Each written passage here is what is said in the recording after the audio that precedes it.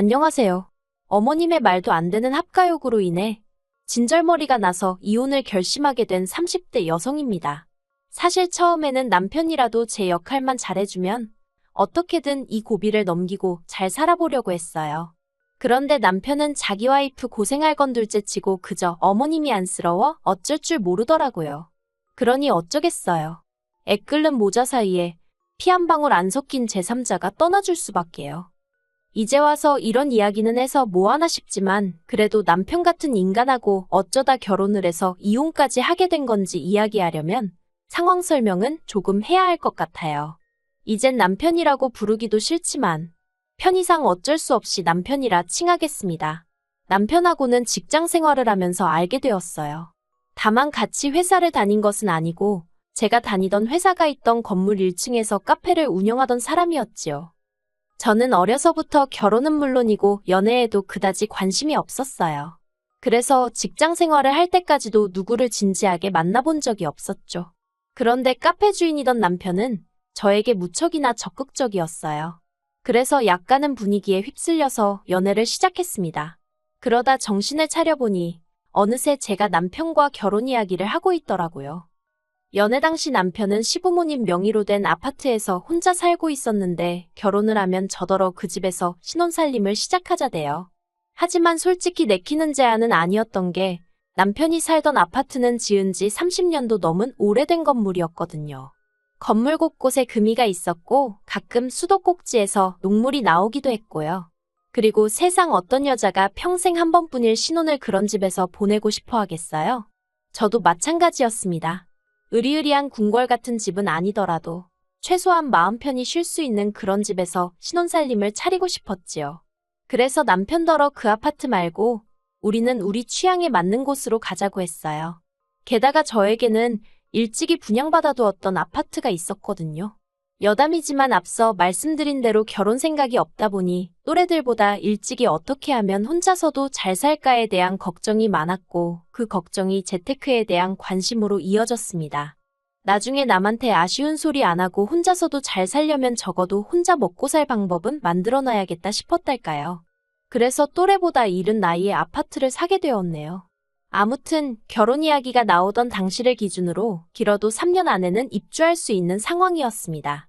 그래서 솔직히 그 허름한 시부모님의 아파트에서 신혼을 보낼 바엔 차라리 제 아파트에 입주할 수 있을 때까지 결혼을 미루는 게 낫겠다 싶기도 하대요. 그런데 시부모님께서는 무슨 그런 이유로 결혼을 미루냐며 크게 화를 내셨습니다. 제 말대로라면 2, 3년만 살다가 나갈 집인데 그걸 못 참냐면서요. 그리고는 저더러 신혼이 뭐가 그렇게 중요하냐고 저보다 더 힘들고 어려운 상황에서도 결혼하는 사람들도 많다며 배가 불렀다고 쓴소리를 하셨지요.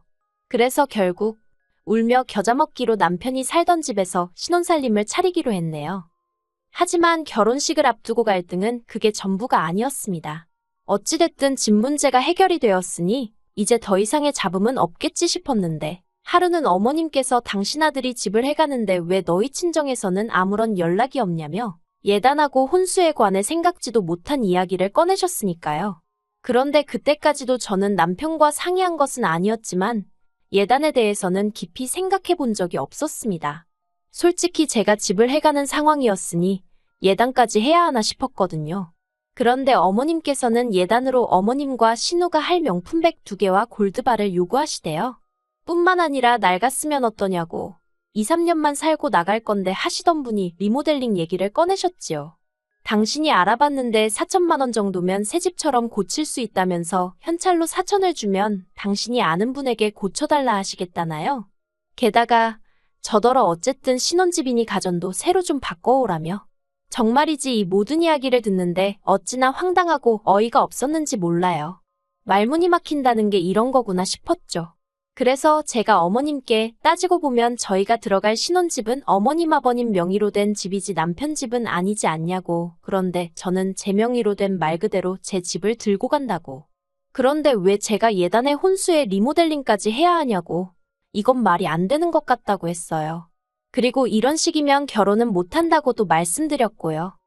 그리고 지금도 그때를 생각하면 사람이 어떻게 결혼 전으로 이렇게 달라질 수가 있을까 싶은데 결혼은 못한다는 제 말에 남편이 보인 반응은 뜻밖이었습니다. 사람이 순해서 어디 가서 도통 싫은 소리를 하는 걸 본 적이 없었거든요. 그런데 어머님더러 예단을 받고 싶으면 예물을 먼저 주시라고 하더니 가전제품도 다 멀쩡한데 뭐하러 새로 사냐면서 나중에 새 집으로 이사 갈 때 장만하면 된다고 짜증을 내는 거예요. 게다가 자기 명의도 아닌데 리모델링을 왜 해라 마라 하시냐며 그러면 뭐 아파트를 자기 명의로 바꿔주실 거냐고 따지더라고요. 그러자 틀린 거 하나 없던 남편의 말에 어머님도 더는 뭐라 할 말이 없으셨는지 아이고 세상에 소리만 몇 번을 되뇌이시대요. 그리고 그런 남편의 모습을 보고 있자니 한마디로 이 남자 믿고 살아도 되겠구나 싶었죠. 그래서 우여곡절 끝에 남편과 부부의 연을 맺었습니다. 하지만 어머님과의 관계는 있는 대로 나빠졌던 탓에 어머님은 계속해서 남편의 눈을 피해 저를 미워하시고 못마땅해 하시더라고요. 뭐가 됐건 간에 저랑 관련된 일이라면 전후 상황 상관없이 불만이 가득하셨고 흠잡기에 여념이 없으셨지요. 그리고 저도 사람이다 보니 그런 어머님을 만나면 기분이 상하고 감정 소모하는 게 너무 힘들었어요. 말 그대로 웃는 낯에도 침을 뱉으시는 어머님이셨으니까요. 그래서 조금씩 어머님과 만나는 횟수를 줄여갈 수밖에 없었네요. 한편 결혼한 지 2년째 되던 해에 아버님이 돌아가셨습니다. 원래도 아버님이 지병이 있으셔서 결혼을 서두른 감이 없잖아 있었는데 결국 세상을 떠나셨어요.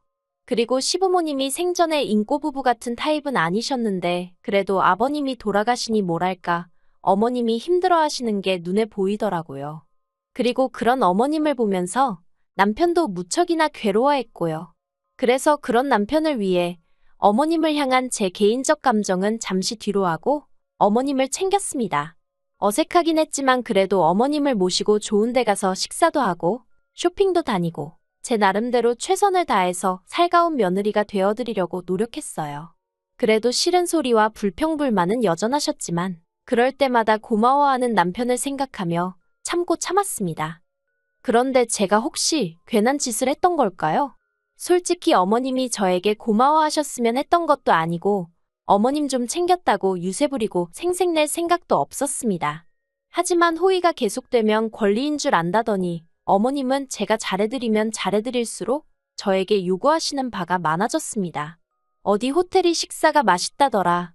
누구네 며느리는 뭘 사다 줬다더라. 그래서 결국 질려버린 제가 다시 어머님과의 사이의 거리를 두기 시작했어요. 그리고 그런 와중에 제 명의의 아파트로 이사를 하게 되었습니다. 원래 저희가 살던 집은 시댁에서 차로 20분이면 닿을 거리였는데 이사를 가게 된 곳은 차로 1시간 남짓 걸렸으니 저로서는 숨통이 트이는 기분이었죠. 하지만 어머님께서는 왜 그런 동네에 분양을 받았냐, 꼭 이사를 가야 하냐 하며 온갖 잔소리를 하시더니 결국엔 당신도 같이 이사를 가면 안 되겠냐 하시더라고요. 아버님 돌아가신 이후로 혼자 지내려니 적적하고 외로우시다면서요. 하지만 저는 그런 어머님의 앓는 소리에도 불구하고 그 자리에서 합가는 어렵다고 딱 잘라 말씀드렸습니다. 그리고 이 일로 저는 남편과 전에 없이 큰 다툼을 하게 되었어요.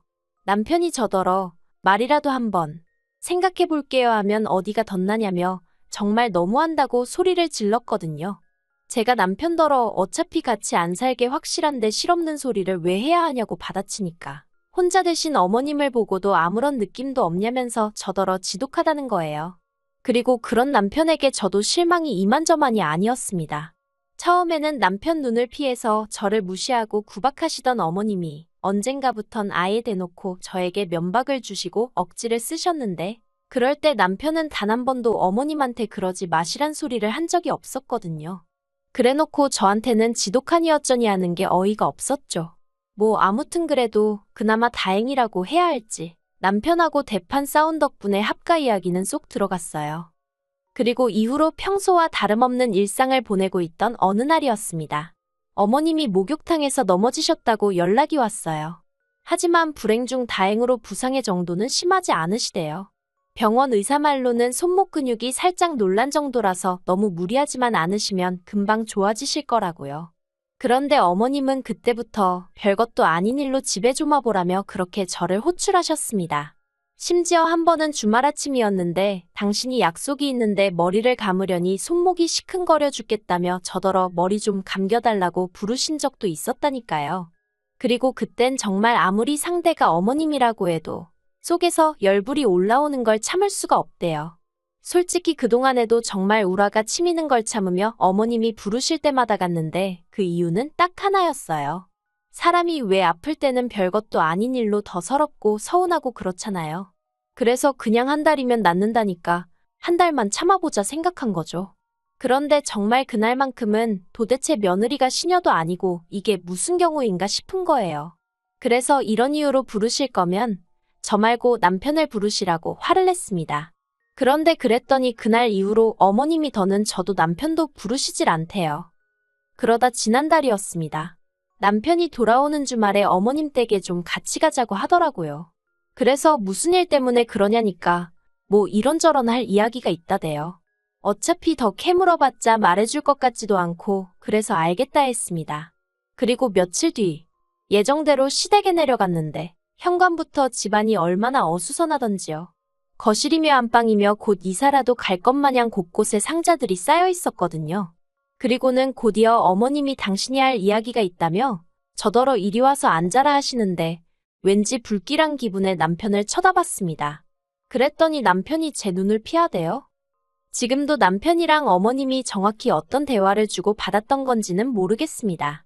하지만 확실한 건 남편과 제가 올해 들어 돈 문제로 다툼이 좀 있기는 했었어요. 회사 근처에 카페들이 우후죽순 생겨나면서 남편 카페 매상이 많이 떨어졌는데 남편이 천하태평이었거든요. 그래서 보다 못한 제가 어쩌려고 그러냐고 한마디 했더니 자기가 알아서 할 건데 왜 잔소리를 하냐면서 목소리를 높이는데 얼마나 어이가 없던지 결국 몇 번이나 큰 소리가 나고 말았습니다. 하지만 부부지간의 일이니 어머님께 이야기를 했을 거라곤 상상도 못했어요. 그런데 어머님이 이 이야기를 하시면서 앞으로 당신이 월세로 50을 낼 테니 같이 사는 게 어떻겠냐 하시대요. 그러면 저희는 여윳돈 50이 생기는 거니 얼마나 좋으냐면서요. 그래서 제가 월세로 50이 아니라 500을 내셔도 같이는 못 산다고 했습니다. 저도 퇴근하면 편하게 쉬고 싶은데 어머님이 계시면 어떻게 편하게 있겠냐고요. 저녁 식사도 그냥 대충 시켜 먹고 그래도 되는데 어머님이 계시면 그렇게 못하고 아무튼 여러모로 제약이 너무 많아서 싫다고 같이는 못 산다고 말씀드렸습니다. 그랬더니 어머님이 누가 저더러 저녁 차리라고 했냐면서 그런 거 안 해도 된답니다. 제가 주말에 늦잠을 자든 말든 뭐라고 안 하실 거라면서 저는 저대로 당신은 당신대로 편하게 살자는 거예요. 하지만 아무리 어머님이 무슨 말씀을 하셔도 아니 애시당초 제 집에서 왜 제가 그런 눈치를 봐야 하는 거며 허락을 받아야 하는 건지 도저히 납득할 수가 없었죠. 그래서 어머님께 왜 매번 이렇게 마음대로 생각하고 말씀하시냐고 어머님 이러시는 거 저 정말 힘들다고 했어요. 그랬더니 이제 어머님이 저더러 당신이 뭘 어쨌냐면서 화를 내시더니 괘씸해서 안 되겠다며 저더러 당신 집에서 살던 방세를 내놓으랍니다. 3천만 원을 당신 계좌로 지금 당장 보내라나요. 그리고는 하시는 말씀이 처음부터 제가 마음에 안 들었지만 아들이 좋아하는 여자라고 해서 꼭 참고 집도 내준 건데 저 하는 꼴이 아주 싸가지가 없다는 거예요. 그리고 그때부턴 저도 정말 할 말은 해야겠다 싶더군요. 그래서 그 거지 같은 집을 도대체 언제까지 우려먹으실 심산이시냐고 따졌습니다. 막말로 제 명의로 주신 것도 아니면서 뭘 그러시냐고요. 그러자 어머님은 이도저도 안 먹힌다 싶으셨는지 아이고 하는 곡소리와 함께 나오지도 않는 눈물을 쥐어짜내기 시작하셨습니다. 그리고도 부족하다 싶으셨는지 저를 보고는 너 잘났다 하며 삿대질을 하시는데 도저히 몰아드릴 말씀이 없더라고요. 그래서 그냥 가만히 서 있었어요. 그런데 남편이 그런 저를 보더니 정말 너무한다면서 어머님을 어르고 달래는 거예요. 엄마 울지 마. 우리 집 가자 하면서요. 어처구니가 없는 광경에 잠시 말을 잃었지만 저는 최대한 감정을 조절하며 남편더러 그럴 게 아니라 당신이 여기 어머님과 같이 남으라 했습니다. 어머님이 적적해서 같이 살고 싶다 하시는 거니 당신이 남는 게 모두에게 좋겠다고요. 그리고는 짐도 내가 챙겨서 여기로 보내줄 테니까 그런 줄 알라 했죠. 그렇게 당황한 남편이 어정쩡하게 행동하는 사이에 저는 제 차 끌고 집으로 와버렸습니다. 그리고는 여행용 가방에 미친 듯이 남편 짐을 때려넣기 시작했어요. 생각할수록 어이없고 괘씸해서 뭐 엄마 울지 말고 우리 집 가자? 짜고 치는 고스톱이 따로 없다 싶더라니까요. 그리고 이튿날 날이 밝기가 무섭게 용달차 불러서 남편 짐이란 짐은 숟가락젓가락까지 실어서 시댁으로 보내버렸습니다. 그리고는 남편에게 이참에 어머님 옆에서 오래오래 붙어 있으면서 효도하고 지내라고 했어요. 당신 말대로 불쌍하신 어머님, 언제까지 혼자 계시게 할 수는 없지 않냐고요. 그랬더니 남편이 저더러 전화에다 대고 미친 엑스냐며 어떻게 이따위로 나오냐고 생난리를 치대요. 그래서 제가 당신이 어제 어머님 챙기는 거 보니까 알겠더라고. 당신한테 필요한 사람이 내가 아니라 어머님인걸. 그러니 내가 알아서 빠져준다는데 왜 난리냐고. 저도 지지 않고 응수했지요. 그랬더니 남편이 어이가 없다면서 후회하지 말라고 알겠답니다. 저더러 혼자 잘 먹고 잘 살라면서 못돼 처먹었네 그러는데 순간 이상한 감정이었어요. 솔직히 남편이 잘못했다고 싹싹 빌면 어쩌지 싶었거든요. 그러면 봐줘야 하나? 봐주면 또 이런 일이 생길 텐데 하고 걱정스럽기도 했고요. 그런데 오히려 지가 더 큰 소리를 내면서 알겠다고 하니까 어이가 없었다고 해야 할지 아쉬운 건 아닌데 허탈하고 황당했달까요. 그런데 더 황당했던 건 그날 오후 어머님한테 온 연락이었습니다. 어머님이 남편에게 들었다며 이게 다 무슨 얘기냐며 안 된답니다. 이혼은 안 된대요. 그리고는 당신은 아들하고 살고 싶었던 게 아니고 저랑 살고 싶었던 거라는 말도 안 되는 소리를 하시는 거예요. 아버님 돌아가시고 제가 너무 잘해드려서 좋았었다나 그래서 그런 거라면서 이혼은 하지 말래요. 합가 이야기도 이제 안 할 테니까 당신 아들하고 알콩달콩 살라나요? 그래서 제가 됐다고 했습니다. 어머님 아들하고 알콩달콩 살기도 글렀고 이제 트럭으로 준다 해도 싫다고요. 그리고는 어머님더러 효자 아들 두셔서 참으로 좋으시겠다고 아들한테 효도 많이 받으시고 오래오래 사시라 했지요. 그랬더니 어머님 하시는 말씀이 그 자식이 뭘 할 줄 안다고 효도를 받겠냐고 정말 이럴 거냐면서 저더러 안 된다고. 안 되긴 뭐가 안 된다는 건지 말이에요. 아무튼 이제 눈엣 가시 같은 며느리도 없고 어머님을 극진히 생각하는 아들이 옆에 있으니 정말 좋으시겠어요? 그쵸?